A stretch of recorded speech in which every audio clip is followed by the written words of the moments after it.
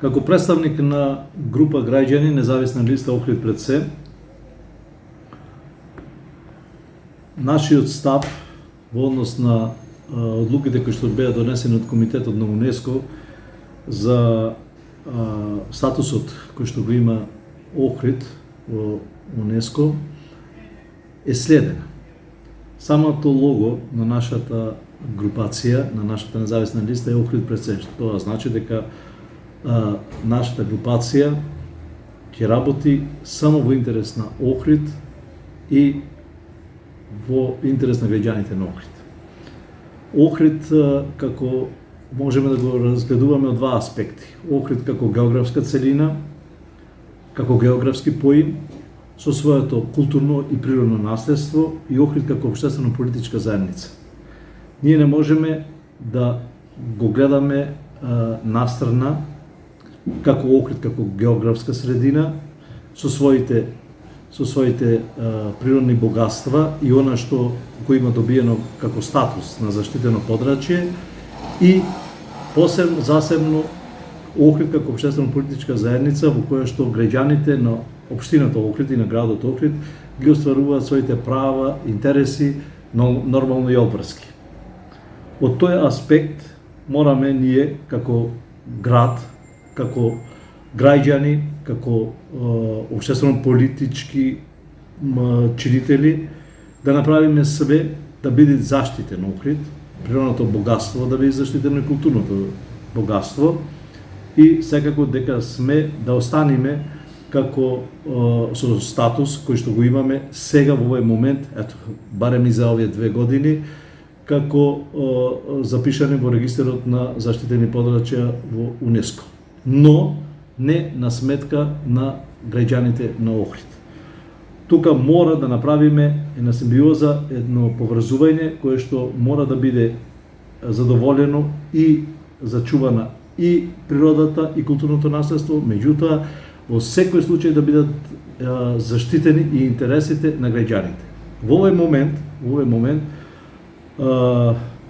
од страна на актуелните политички субјекти кои што на крајот од краиштата го водат градот, со триумфализам се кажува дека ги спровеле сите препораки кои што ги имаат добиено од страна на УНЕСКО, а тоа е да се исчистат плажите, па не знам, со дивоградбите ги решили дивоградбите и така натака, но треба да се вратиме малце поназад.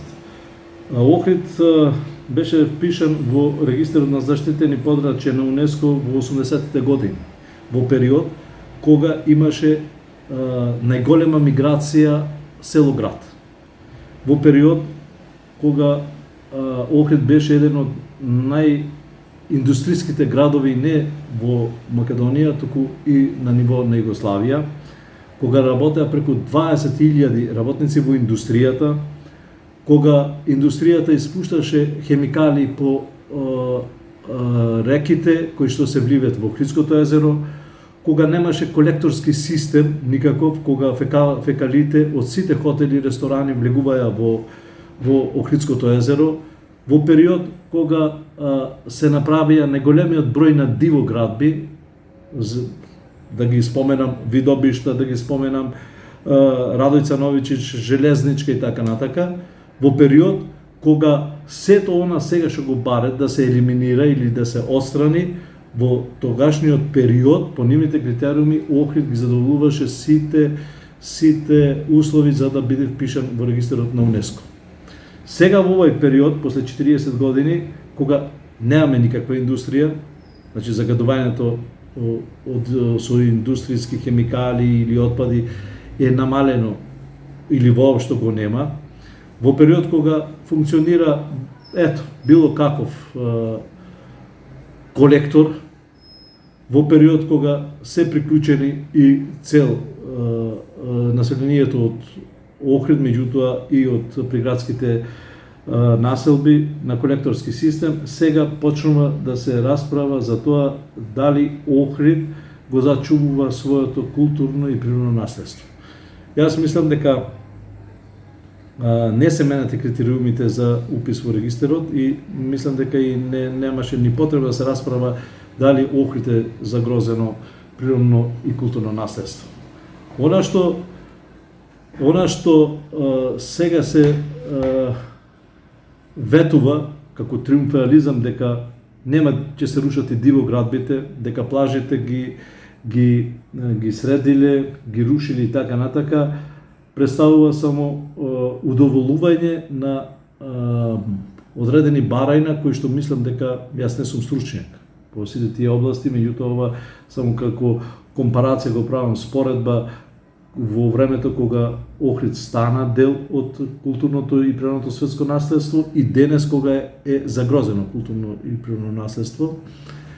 И рушењето на дивоградбите на широко се зборува, ние не треба да се фалиме со тоа. Ние требаше да ги спречиме тие дивоградби.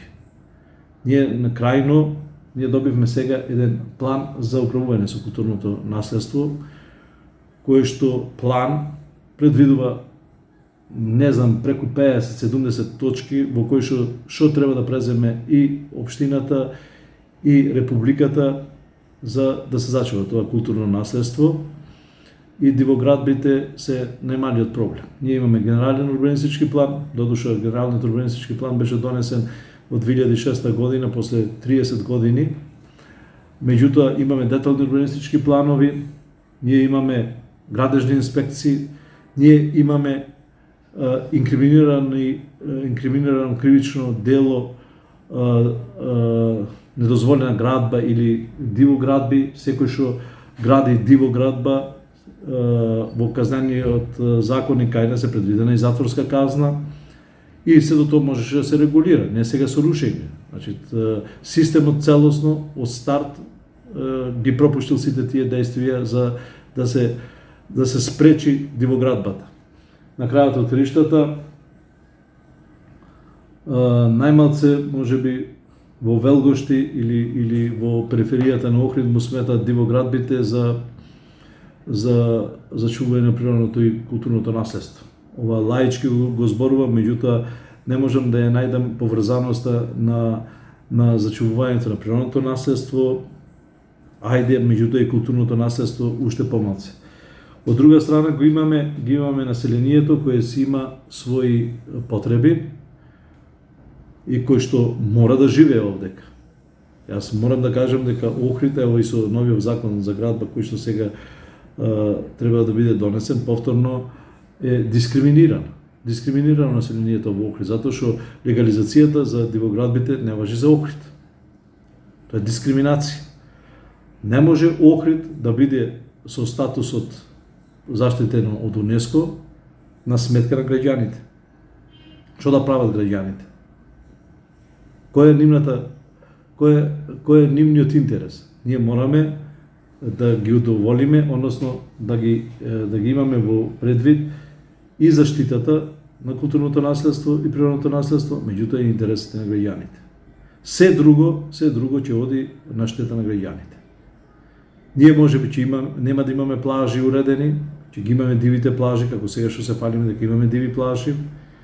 Можеби во градот ќе се забранат да се градат нови куќи, ќе се забрани да се стават колектори, можеби ќе се забрани да се стават и клима уреди, но сето тоа ќе биде на сметка на граѓаните.